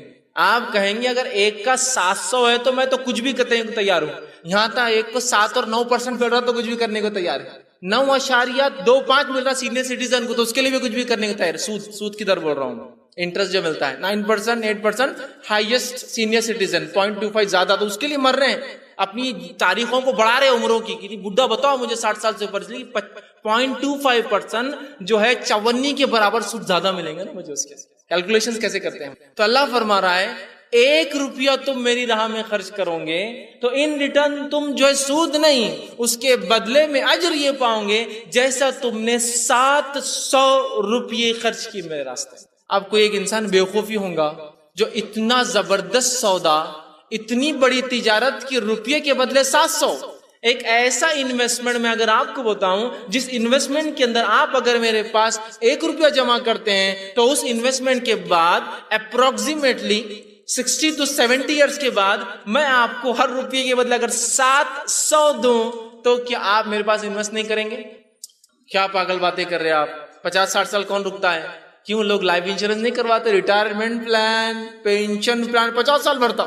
دنیا کا معاملہ بڑا سمجھ میں آتا ہم کیلکولیٹو، آخرت کا نہیں، مریں گے دیکھا جائے گا اس کا کیا ہے۔ دنیا سمجھ میں آ رہی نا، 40 سال ابھی نوکری کی باقی ہے، 40 سال کا ریٹائرمنٹ ہے، بھائی کون نے دیکھا کیا ہے، بھرتے رہو 200 روپیے، یہ انشورنس میں جاتے رہیں گے، اس کے بعد میرے کو 50 لاکھ، 1 کروڑ اور پتہ نہیں 2 کروڑ، 10 کروڑ، 50 کروڑ اور پتہ نہیں کتنے دے رہے ہو، یہ ہم کو سب حساب سمجھ میں آتے ہیں۔ تو میں بھی وہ کر رہا ہوں، انویسٹمنٹ کی بات کر رہا ہوں، 1 روپیہ انویسٹ کیجئے، 50 سے 60 سال بعد اللہ نے عمر اور زیادہ دی تو 80 سال بعد جب مر جائیں گے تو مرنے کے بعد ان ریٹرن 700% جو اس سے زیادہ آپ کو ملنے والا ہے، یہ کیلکولیشن ہمیں سمجھ میں نہیں آتا ہے۔ لیکن اتنی فضیلت، اتنا اجر کسی عمل کا نہیں ہے جتنا اجر جو ہے اللہ کی راہ میں خرچ کرنے کا ہے۔ اور اللہ کی راہ میں خرچ کرنے کا کیا معاملہ ہے؟ چونکہ مزاج نہیں ہے نا، مزاج نہیں ہے۔ اگر سمجھو ہم کو چندہ دینا ہے کسی دینی کام کے لیے تو جیب میں آدمی ہاتھ ڈالتا، چونکہ باہر نکال کے نہیں دیتا، جیب میں ڈالتا ہے، سامنے والے دکھنا نہیں کیا ہے، اور ٹٹولتا اس کو اور پورا اندازہ کرتا، پہلے میں نے ایک لال رکھا تھا 1000 کی، پھر 2 ہری تھی، اس کے بعد 500 کی، اس کے بعد 300 کی تھی، اس کے بعد 50 اور 20 کی سیریز چالو ہوں گی، اور اس میں سے پھر ایک نکالتا، چونکہ اندازہ رہتا کہ یہاں 20 اور 10 چالو ہو رہے ہیں یہاں سے، پھر اس نے جیسے ہی نکالا، ارے 20 کی آگے واپس، لیکن اس کی نیت تھی 10 دینے کی، 20 آ گیا نا، غلط آ گیا، تو پھر اس میں سے نکالتا ہے وہ 10 کی نوٹ، اور اس میں بھی اگر پھٹی بھی ہو تو زیادہ اچھا ہے، لیکن چل نہیں رہی ہوتی اس سے، وہ ڈال دے رہے ڈراپ باکس میں اللہ کے نام۔ اور کچھ لوگ ہوتے ہیں ایسا جیب کھولاتے، آواز آئی تو مطلب صدقہ کرنا ہے، نہیں ہے تو نہیں کرنا ہے، مطلب چلر اگر ہو، چھٹے ہو تو صدقہ کرنا ہے، چھٹے نہ ہو تو صدقہ نہیں کرنا ہے، اس لیے کہ بندے کو صدقہ نہیں کرنا، چونکہ ہمیں اس کا بدلہ ہی نہیں پتا ہے تو کیوں میں صدقہ کروں گا؟ مجھے پتہ ہی نہیں کیا ملنے والا ہے۔ جس اسکیم کا مجھے پتا ہو کہ ان ریٹرن کیا ملنے والا ہے، اس کے لیے تو مر کھپ جائیں گے، اپنی زندگیاں لگا دیں گے۔ اب یہاں کہاں سمجھ میں آ رہا، قرآن نے بولا مریں گے دیکھا جائے گا، جنت جاؤ گے، تو بات کی بات ہے نا، ابھی تو ہم کو ریئل ٹائم سامنے کیا ہو رہا ہے وہ دیکھنا ہے۔ میرے بھائیوں، موت ایسی آ کے اچک لے جاتی ہے انسان کو، کسی کو سمجھ میں نہیں آتا کیا ہو رہا ہے۔ اس سے پہلے یہ انویسٹمنٹ سب کو کرنا ہے، مجھے اور آپ۔ اب ایک اور غلط فہمی، اب میں تو غریب ہوں، یہ درس تو میرے لیے ہے ہی نہیں، پھر اس لیے خرچ کرنے کے بعد نہیں، یہ غلط فہمی مت رہیے آپ۔ کہ مالدار لوگوں کو صرف خرچ کرنا ہے. خرچ کرنے کا معاملہ اللہ نے جو دے رکھا ہے وہ مما رزقناہم ينفقون، جو کچھ دے رکھا ہے اس میں سے خرچ کرتے ہیں. یہ نہیں کہا کہ 1 لاکھ کے بعد خرچ کرتے، 1 کروڑ کے بعد خرچ کرتے، 10. جو کچھ دے رکھا ہے، تو میرے جیب میں اگر 10 روپے ہے تو میرا ایک غریب ہے اس کا تو کچھ بھی نہیں ہے، 2 روپے دے سکتا ہوں میں اس کو، اور دینا بھی چاہیے. صحابہ کا یہی تو تھا، خود کھانے کو نہیں ہے مہمان کو کھلا رہے ہیں، خود کھانے کو نہیں ہے پڑوسی کو دے رہے ہیں، خود کے پاس کوئی لا کے 10,000 درہم دے رہا ہے، کہہ رہا نہیں بازو والا غریب ہے اس کو دے دو. اس لیے کہ وہ جانتے تھے کہ آخرت میں بدلے ملنے والا. دینے والا سمجھتا، لینے کا مزاج ہے ہی نہیں، لینے کا مزاج ہی نہیں ہے. اور آج لینے کا یہ حال ہو چکا ہے. ایک واقعہ سناتا ہوں. ایک مرتبہ ایک مقام پر میں گیا اور وہاں مجھے ایک 10 کی نوٹ پڑی ہوئی، تو میرے ساتھ جو ایک شخص انہوں نے کہا کہ اس کو اٹھا لوں کیا؟ میں نے کہا نہیں، گری ہوئی چیز ہے، اٹھائیں گے تو پھر اعلان کرنا پڑتا ہے، اس کو پہنچانا پڑتا ہے، لہٰذا اب یہ 10 روپے کے لیے کون کر سکتا ہے؟ اور جبکہ دعوے داروں کا کیا حال ہوگا؟ تو کہا نہیں فیض اپن صدقہ تب کریں گے جب اس کو پوچھا جائے گا کس کی ہے. یہ تو ہم جس جگہ کھڑے تھے وہاں اور بھی لوگ تھے، لیکن اس کے بغیر نہیں ہوگا. تو کہا نہیں اپن اٹھا لیں گے، اپن کچھ کریں گے، پوچھیں کسی سے. میں نے کہا ٹھیک پوچھو. انہوں نے 10 کا نوٹ اٹھایا اور اٹھا کر کہا یہ کس کا ہے؟ اللہ رحم کرے پوری دکان کے سب لوگوں نے بولے ہمارا. جتنے تھے دکاندار سے لے کر اس کے ورکر سے لے کے کھڑے ہوئے لوگ، ہاں میرے. ایک لیڈی تھی، ہاں میرے سے بولے، ہاں بچہ اور میرے تھے انکل. یہ میں نے کہا اب ٹکڑے کرو اس کے یا چھٹے لے کر آؤ اور سب کو دے دو. کہ بولنا اگر اتنے پیسے یہاں گرے 10 سب کے تو 200-300 روپے گرے، لیکن ملے تو صرف 10. میں نے کہا میں اسی لیے کہہ رہا تھا مت اٹھاؤ، اس لیے کہ ہماری بد اخلاقیاں نظر آئیں گی، سماج کی بد اخلاقیاں نظر آئیں گی، قومی بد اخلاقی نظر آئیں گی. مت کرو. ایک عالم دین نے جمعۃ الوداع، رمضان میں جو کہا جاتا ہے جمعۃ الوداع، ایسی کوئی اصطلاح نہیں ہے لیکن لوگ کہتے ہیں آخری جمعہ جو ہوتا ہے رمضان، جمعۃ الوداع میں ایک اعلان کیا کہ میں نماز کے لیے جب مسجد میں آیا تو مجھے ایک 500 کا نوٹ ملا. کتنے کا ملا؟ 500 کا. انہوں نے وہ صحیح کیا غلط کیا وہ ایک الگ چیز ہے، میں اس کو تائید نہیں کر رہا ہوں، میں صرف واقعہ سنا رہا ہوں. مجھے ایک 500 کا نوٹ ملا. کس کا ہے؟ اگر ہاتھ اٹھا دے تو میں دے دوں گا. اللہ رحم کرے 2 سے 3 ہزار لوگوں نے ہاتھ اٹھایا. 10-12 ہزار کی مسجد، 2 سے 3 ہزار لوگوں نے. انہوں نے کہا اللہ کا خوف کھائیے میرے بھائیوں، اتنے لوگوں کے پیسے کیسے گر سکتے ہیں؟ اگر 2000 کو 500 سے ضرب کرے، اگر اتنی نوٹیں گری تو لاکھوں روپیہ گرا، اس کا مطلب اس مسجد میں. اللہ سے ڈریے. تو 500 سے 1000 کے قریب ہاتھ کم ہوئے 10 منٹ کی وہ جو ہے کرنے کے بعد واعظ و نصیحت، اس کے بعد پھر واعظ و نصیحت کی، پھر واعظ و نصیحت کی آخر تک، لیکن 500 ہاتھ نیچے نہیں ہوئے تک. نے کہا 500. اس کے بعد انہوں نے کہا یہ نوٹ میرا ہی تھا، میں نے صرف یہ بتانے کے لیے اعلان کیا تھا کہ ہم کتنے بد اخلاق ہو چکے ہیں اور پیسوں کے معاملے میں کتنے لالچی ہو چکے. یہ میرا ہی نوٹ تھا، واپس. یہ حالت ہے مال کے معاملے میں. اللہ کہہ رہا دو بدلہ پاؤں گے، 1 گنا نہیں، 2 گنا نہیں، 10 گنا نہیں. اس قیمت کے فیصد میں نہیں کہ اتنا ملے گا، تمہیں اس کے ملٹیپل ٹائم 700 درجے خرچ کرو. 2 میں یہ رہا میں اس کی مثال ہے. تو اللہ کے راہ میں خرچ کرنے کو اپنا ایک مزاج بنا لے، عادت بنا لے اس کو. جیسا مسجد میں پیسہ نکالنے کو، مدرسے کے لیے پیسہ دینے کو، دینی درسگاہوں میں پیسہ دینے کو، دینی شخصیات کو پیسہ دینے کو سب سے چھوٹی نوٹ تلاش کرتے نا، انہی لوگوں کا حال یہ ہے کہ جب دوستوں کے ساتھ ہوٹل میں جائیں گے تو وہاں فکر لگی رہتی ہے کہ صرف 2000 روپے لایا. دوستوں میں ہے تو کچھ تو اپنی اسٹیٹس اور ویلیو ہے نا. 2000 سے کیا ہونے والا ہے اس سے؟ سمجھ رہے؟ تو اللہ کی راہ میں اگر 1000 روپے کبھی کوئی دے دے تو اللہ رحم کرے. کوئی اگر کوفت اور ملامت بھی کرتا آدمی، کیوں دے دیا کہ وہ جوش میں آ گیا تھا، جب اب آئندہ بہت سنبھل کے دوں گا، کبھی بھی 1000 کی نوٹ مسجد میں نہیں لے جاؤں گا. مولوی صاحب نے جب بھی خرچ کی بات کرے سنوں گا بھی نہیں اس بات کو، اور اگر جوش میں آئے تو پڑوسی کو بولوں گا میرے والیٹ پہ پوری نظر رکھنا اور 1000 کی نوٹ کبھی نہیں نکالنے لگا. یہ کریں گے ہم اس معاملے میں. لیکن جہاں معاملہ ہو گیا ہوٹل میں جانے کا، گھومنے کا، خریدو کو بولے ارے اتنے پیسے خرید، آنکھ کو تو لگ رہا ہے نا، دوست پہ تو خرچ کر رہا ہوں نا، نام ہوں گا اس سے، خوش ہوں گے میرے بھائی. دیکھیے آپ فرق اللہ کے راہ میں خرچ کرنے کا اور دنیا کے لیے خرچ کرنے کا. چونکہ دنیا کا ہم کو جب ہی ریٹرن نظر آتا ہے نا، لیکن آخرت کا ریٹرن کہاں نظر آتا ہے؟ 700 ٹائم. جتنا اجر اللہ نے خرچ کرنے پر رکھا اتنا کسی چیز پہ نہیں یاد رکھیے. اور اللہ رب العزت نے بخیلی کو، خرچ نہ کرنے کو بہت برا کہا، یاد رکھیے. اللہ کے راہ میں صدقہ نہ کرنے، ہوڑ کرنے، جمع کرنے کے بارے میں سخت وعید کی ہے. میرا مقصد وہ وعیدوں کو بتانا نہیں، یاد رکھیے. صرف اگر زکوٰۃ کے تعلق سے جو کہ فرض ہے دینا، اس پر اللہ نے یہ وعید کی کہ جو لوگ زکوٰۃ نہیں دیں گے روز قیامت ان کے چہروں کو اور ان کے پیٹھ کو، پیشانی کو، چہرے پہ اور پیٹھ پٹھوں جو پیٹھ کے حصے کو، اس سونے اور چاندی کو پگھلایا جائے گا جس کو وہ جمع کرتے تھے، اور ان کو اس پیٹھ پر اور اس کے پیشانی پر پگھلا کے روز قیامت ڈالا جائے. وہ مال جس کی زکوٰۃ ادا نہیں کی جاتی ہے، صحیح مسلم کی روایت آپ سے فرماتے ہیں کہ وہ مال روز قیامت ایک گنجا سانپ بن کر آئیں گے. گنجا سانپ، گنجا سانپ، اس محدثین اس کی اصطلاح کرتے ہیں حدیث کی، گنجا اس لیے ہو جائے گا سانپ کے سر پہ بال ہوتے یاد رکھیے تھوڑے، لیکن جب اس کا زہر بہت بڑھ جاتا ہے تو اس کے وہ بال بھی جھڑ جاتے ہیں، اس کی اسکن اور رف ہو جاتی ہے، تو اتنا زہریلا ہوگا کہ اس کے بال چلے جائیں گے، گنجا ہوگا وہ سانپ اس کے گلے میں توق رنگ کے سے ڈالا جائے گا اور وہ اس کے ہونٹ پر ڈسیں گا، بہت نازک جگہ ہوتی ہے، ایک دھکا لگے تو پھٹ جاتا ہے، ہونٹ پر ڈسیں گا اور کہیں گے انا کنزک انا مالک، میں تیرا خزانہ تھا۔ کنز اس مال کو بولتے ہیں اس کی زکات نہیں دی جاتی، انا کنزک انا مالک، میں تیرا خزانہ تھا جس کی تو زکات نہیں تھا، میں تیرا مال تھا جس کی تو زکات ادا نہیں۔ تو یہ فرض کے لیے نفلی صدقات کی بار بار تاکید، اور اتنی عذابات اور اتنی وعیدیں آپ سے ہم نے کی اس تعلق سے کہ ہم خرچ کرنے کا ایک مزاج بنا لیں۔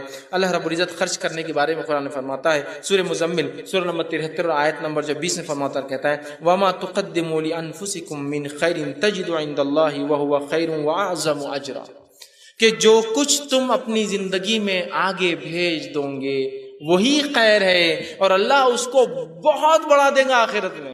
اعظم اجرا، اللہ اس چیز کو جو تم آگے بھیجو گے خرچ کرو گے روز قیامت بہت بڑا کر دے گا۔ کتنا بڑا وہ اللہ ہی جانتا ہے۔ اعظم اجرا، اور مفسرین لکھتے قرآن میں جب عذاب علیم، عذاب شدید، ٹھیک ہے، اس طرح کے الفاظ آتے ہیں، یا جیسے اعظم اجرا آتا ہے جس میں بتایا نہیں جاتا کہ کیا ملیں گا، وہ کہتے ہیں یہ ایسی باتیں ہیں غائب کی، چونکہ انسان نے کبھی دیکھا نہیں چیزوں کو تو وہ سمجھ بھی نہیں پاتا، اس لیے اللہ نے خالی الفاظ ادا کر دیے، تذکرہ نہیں کیا۔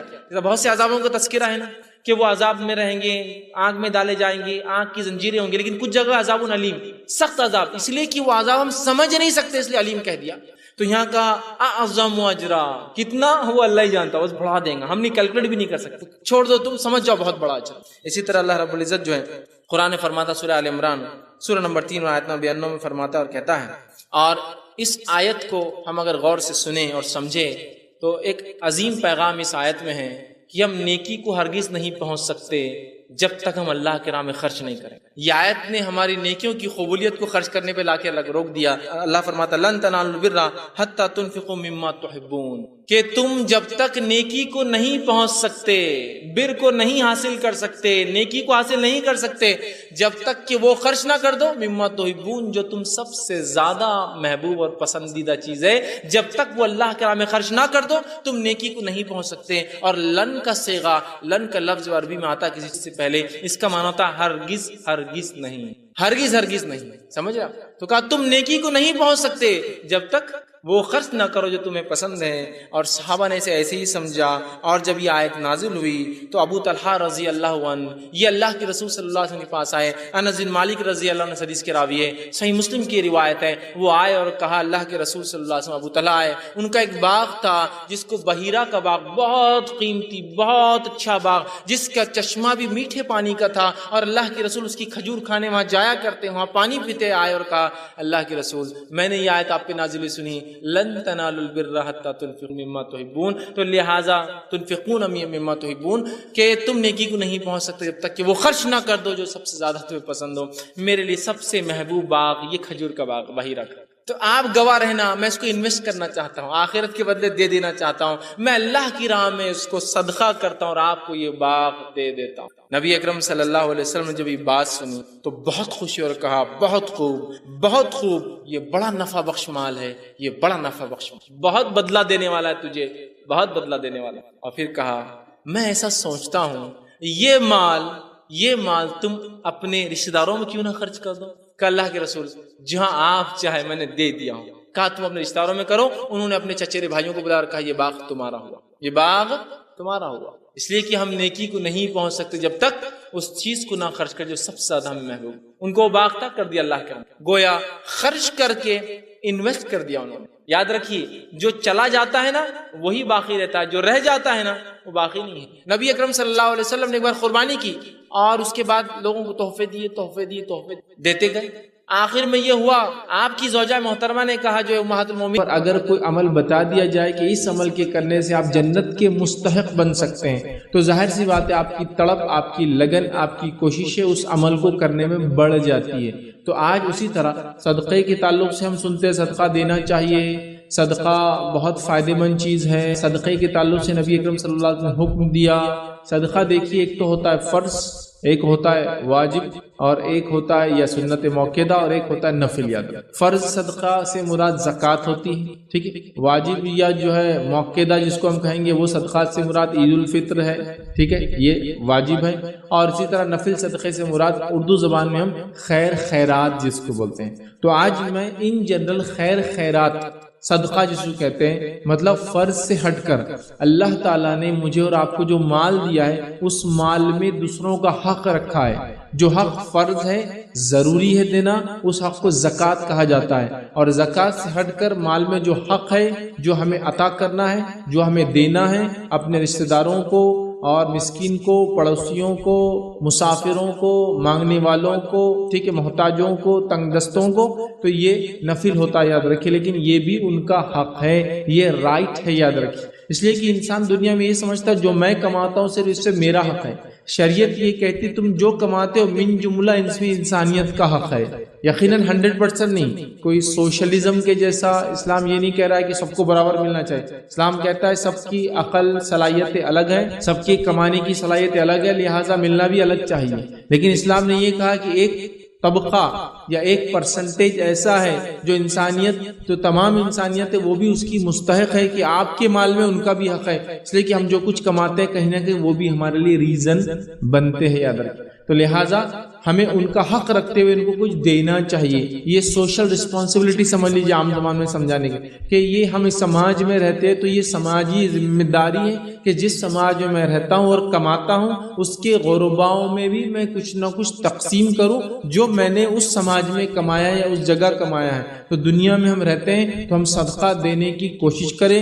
نبی اکرم صلی اللہ علیہ وسلم نے مردوں کے مقابلے میں عورتوں کو صدقے کی تاکید زیادہ کی. نبی اکرم صلی اللہ علیہ وسلم نے فرمایا، حدیث کے الفاظ اس طرح سے ہے کہ میں نے عورتوں کو جہنم میں زیادہ دیکھا ہے. ایک صحابیہ نے اٹھ کے کہا، اللہ کے رسول صلی اللہ علیہ وسلم ہم کو جہنم میں زیادہ کیوں دیکھا ہے آپ نے؟ کیا وجہ ہے اور کیسے بچے اس سے ہم؟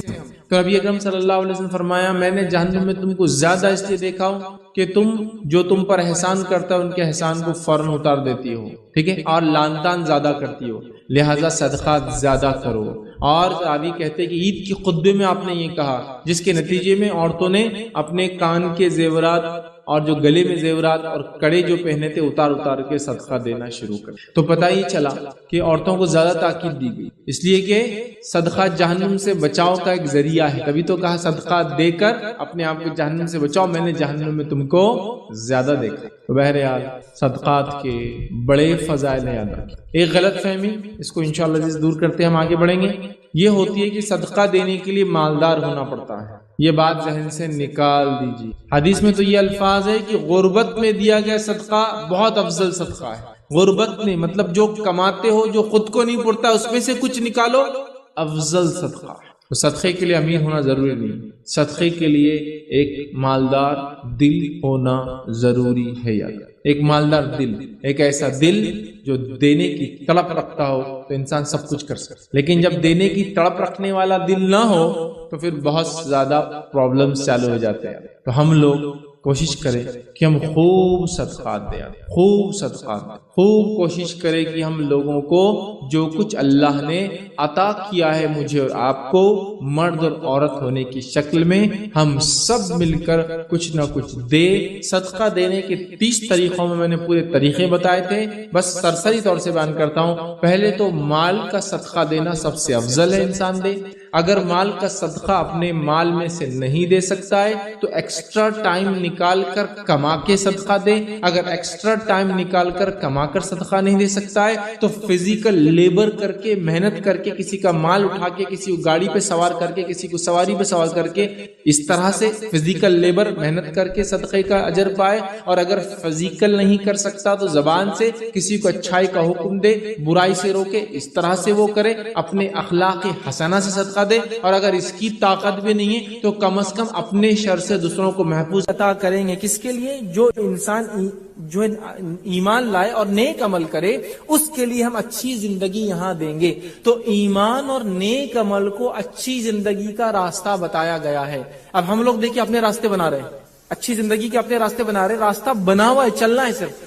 تو ایمان اور نیک عمل سے حیاتن طیبہ، ایک اچھی زندگی، ایک اچھی دنیا کی زندگی ملتی ہے، یاد رکھیے ایمان اور نیک عمل سے، یہ پہلا رول ہے، یاد رکھیے۔ دوسری جگہ اللہ رب العزت سورہ رات سورہ نمبر 13 آیت نمبر 29 میں فرماتا ہے، کہتا ہے الذین آمنوا وعملوا الصالحات طوبی لہم وحسن مآب۔ اللہ فرماتا ہے، کہتا ہے جو لوگ ایمان لائے اور انہوں نے نیک عمل کیے ان کے لیے خوشحالی بھی ہے اور عمدہ ٹھکانہ، مطلب دنیا کی اچھی زندگی ہے اور موت کے بعد جنت ان کا عمدہ ٹھکانہ ہے۔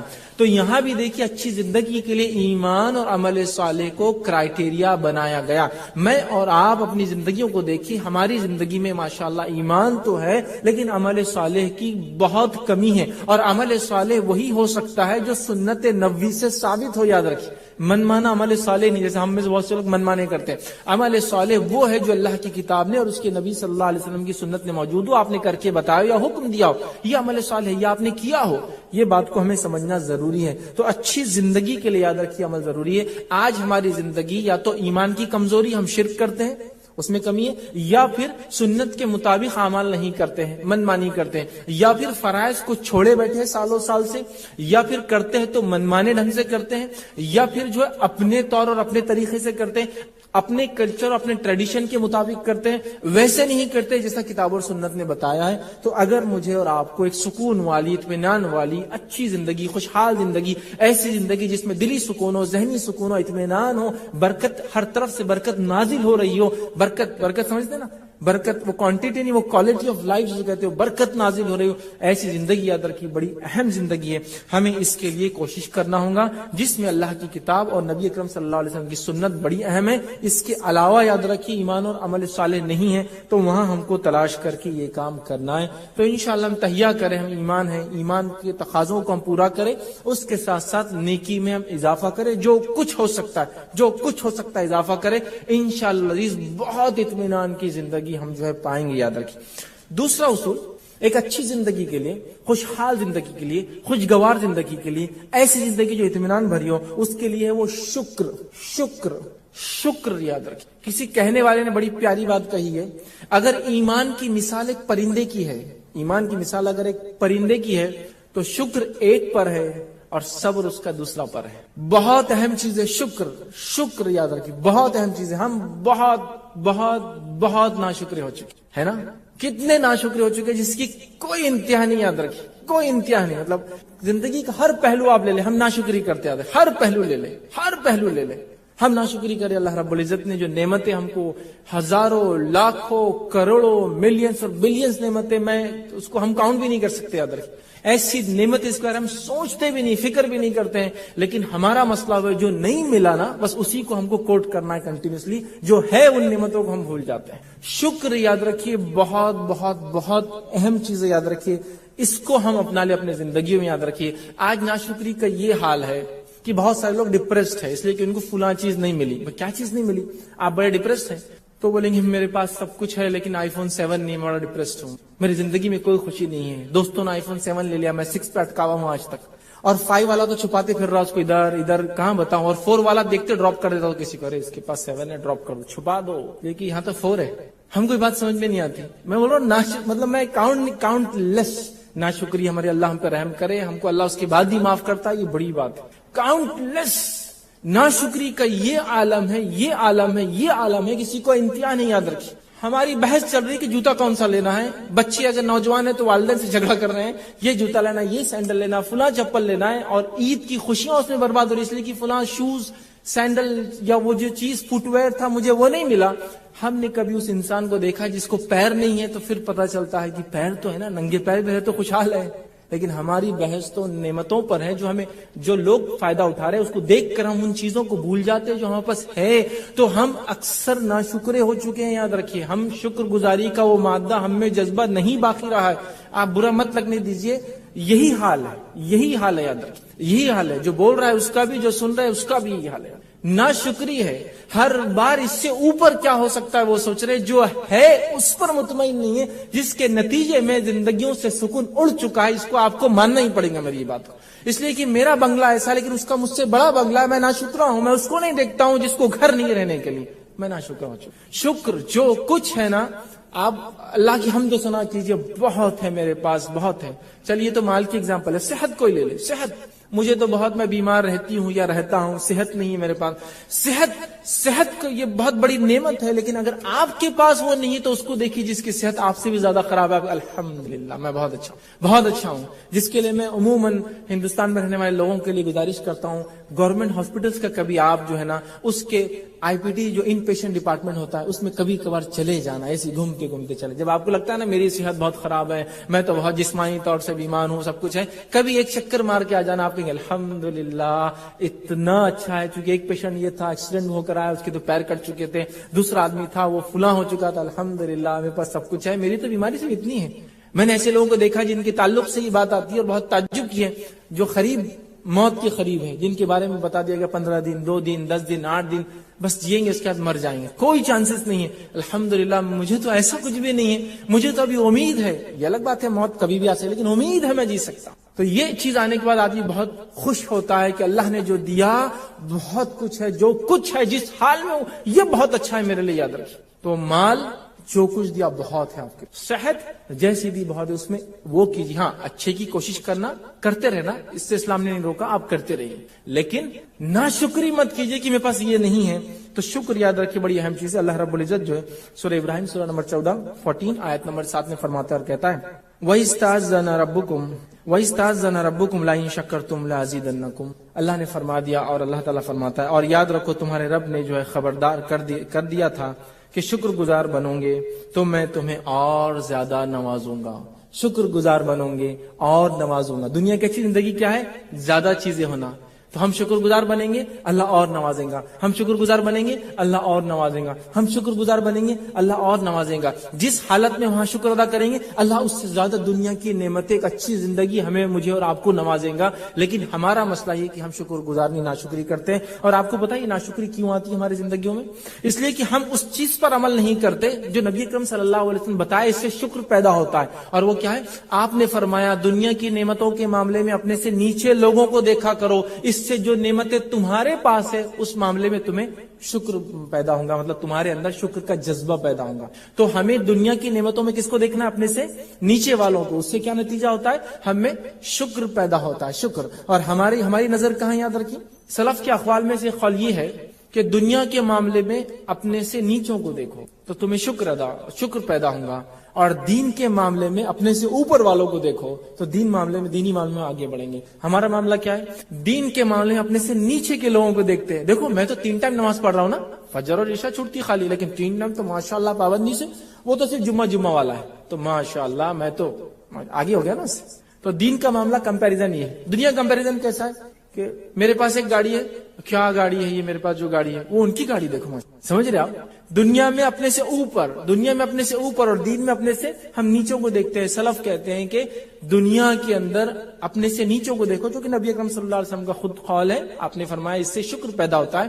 اور دینی معاملوں میں کیا کرو؟ اپنے سے اوپر والوں کو دیکھو. کہ ایک انسان اگر 5 وقت کی نماز کا نفل پڑھتا ہے تو وہ میرا ٹارگیٹ ہے کہ مجھے اس سے آگے جانا ہے. معلوم آپ کو صحابہ کی زندگی کیا تھی؟ یہی تھی. اور جو صحابی جو ایمان کے درجے پہ تھا نا وہ اس سے کمپیٹ کر رہا تھا. لیکن یاد رکھیے دنیا میں نہیں، کس معاملے میں؟ دین میں. ابوبکر صدیق رضی اللہ عنہ کے کمپیٹیٹر کون تھے دین کے اندر؟ عمر ابن خطاب. روایتوں میں آپ دیکھیے ابوبکر جو کریں گے عمر پیچھے دوڑے، ہر بار سوچتے ہیں میں آج آگے بڑھ جاؤں گا، اور وہ کہتے ہیں ہر بار ابوبکر نے اتنا عمل کیا کہ میں ہر بار ان سے عمل میں پیچھے ہی رہا، چاہے میں نے کتنی بھی کوشش کی ان سے آگے جانے کی. کمپیٹ کر رہے تھے، ایسا کمپیٹ کر رہے تھے جس کی کوئی انتہا نہیں. یاد رکھیں آپ نے بہت سارے واقعے سن رکھے ہیں. ایک واقعہ سناتا ہوں. ابوبکر صدیق رضی اللہ عنہ اپنی خلافت میں رات میں ایک گھر میں جایا کرتے تھے. اب ظاہر سی بات ہے عمر ابن خطاب تو پیچھے رہنا نہیں ہے، وہ دیکھنے لگے کہ ابوبکر کہاں جاتے تھے. ہم لوگ یہ تو جانتے ہیں کہ عمر ابن خطاب رات میں پیٹرولنگ کرتے تھے. ہم یہ نہیں جانتے کہ ابوبکر صدیق کا وہ عمل تھا، حضرت عمر نے اس کو کاپی کیا تھا بعد میں. ان کی خلافت 2.25 سال کی تھی، بہرحال تو اتنی تفصیلات نہیں ملتی، لیکن وہ رات میں جایا کرتے تھے. عمر ابن خطاب رضی اللہ عنہ سوچا کہ ایک دن ضرور دیکھوں ابوبکر کیا کرتے ہیں اس گھر میں جائیں. اس لیے نہیں کہ وہ تجسس جاسوسی کرے، اس لیے کہ وہ تحسس جاننا چاہتے تھے کہ ابوبکر کیا عمل کرتے رہتے، میں بھی کروں گا وہ عمل. بہرحال ایک دن جب ابوبکر صدیق نکلے وہاں چلے گئے، جا کر کہا، دیکھا تو ایک بوڑھی عورت ہے. آ کر پوچھا کہ یہ شخص جو تمہارے پاس کیوں آتا ہے؟ تو بوڑھی عورت کہنے لگی جو کہ نابینا بھی تھی کہ ایک نوجوان آتا ہے میرے پاس، مطلب وہ جانتی بھی نہیں تھی ابوبکر صدیق کیا عمر ہے، کیسے دکھتے، کیا ہے. ایک آ جاتا ہے اور میری خدمت کر دیتا ہے, کھلا پلا دیتا ہے مجھے, اس لیے کہ میں بڑھیا ہوں اور میرے محرم کوئی نہیں, سب بچے میرے جو انتقال کر گئے یا چلے گئے مجھے چھوڑ کے, میں اکیلی ہوں. تو بیچارہ آتا ہے, اچھا کھلاتا پلاتا اور چلے جاتا. آپ کو پتا ہے عمر ابن خطاب رضی اللہ عنہ جو خلیفہ بنے, آپ بھی یہی عمل کرتے جائے. اس بڑھیا کے پاس جاتے تھے, ابوبکر صدیق کے بعد, اور کھلایا پلایا کرتے تھے. تو آپ دیکھیے وہ کمپیٹ کر رہے تھے, ہولڈ لگی ہوئی تھی, ریس لگی ہوئی تھی, لیکن کس چیز میں؟ نیکیوں میں. دوسرا واقعہ سنیے, ایک صحابی نے دوسرے سے گھر پرچیز کیا, مدینہ کے مارکیٹ کے بیچ میں ایک گھر تھا, سینٹر میں.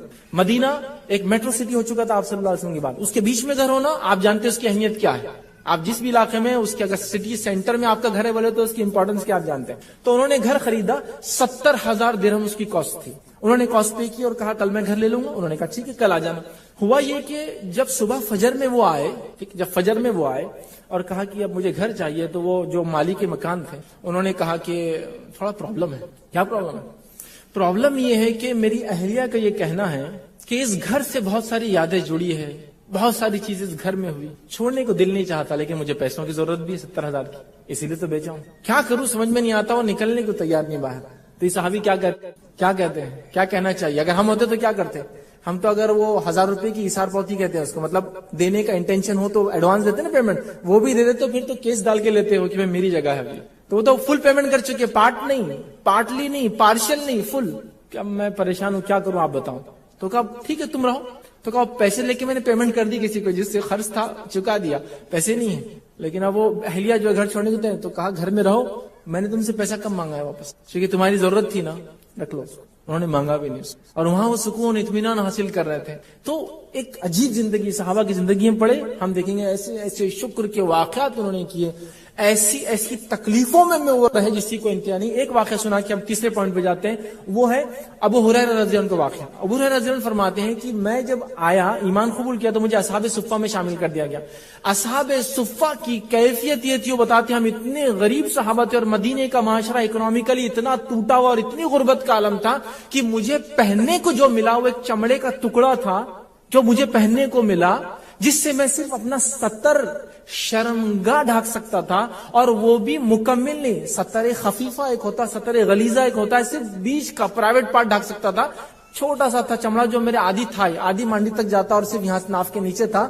میں نے اس کو لگا لیا اور ایک طرف سے چونکہ وہ کھلا تھا, سینے کو تاگا نہیں تھا, تو میں نے کانٹے لگا لیے. لیکن اس میں مسئلہ تھا. مسئلہ یہ تھا کہ جب رکوع اور سجدے میں جاتے تو شرمگاہ کھل جاتی تھی. مطلب اپنے تن ڈھانکنے کے لیے جو ضروری ہے اتنا کپڑا بھی نہیں تھا. لیکن اب ان صحابہ سے ایک کوئی ناشکری کا کلمہ کی بڑے تکلیف میں آ گیا ایمان لا کے, کیا مصیبت. ایک ناشکری کا کلمہ سنگل, ایک جو بولتے نا بل پڑتے نا چہرے پر, ایسا کرنا پڑے گا کیا, بھوکا رہا, ایک نہیں ملیں گا. اللہ رب العزت نے انہی صحابہ کو پھر جو نوازا, چونکہ انہوں نے شکر ادا کیا, پھر جو نوازا, تو ان کی جو نوازا گیا اس کا ایگزامپل دنیا میں آپ کو میں نہیں دے سکتا. اتنا نوازا اللہ نے ان کو, اتنا نوازا.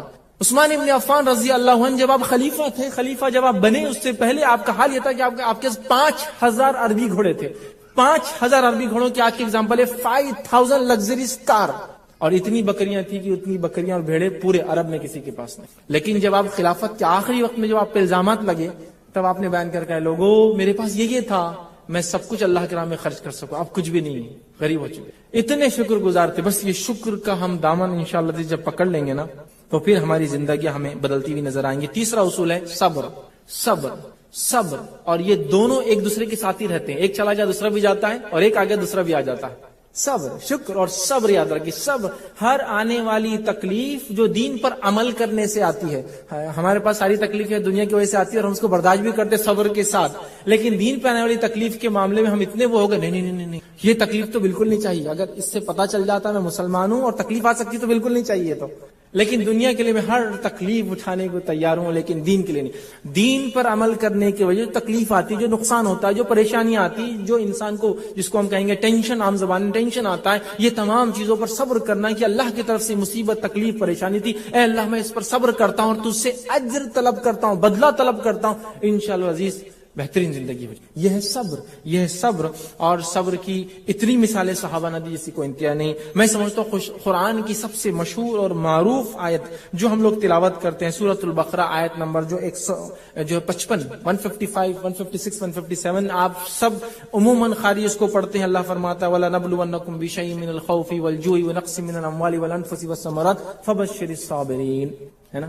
تو اللہ تعالیٰ کیا فرما رہے ہیں سنیے. اور ہم تمہیں ضرور آزمائیں گے. کن چیزوں سے؟ خوف سے آزمائیں گے، ٹھیک ہے. بھوک سے ہم تمہیں آزمائیں گے، ٹھیک ہے.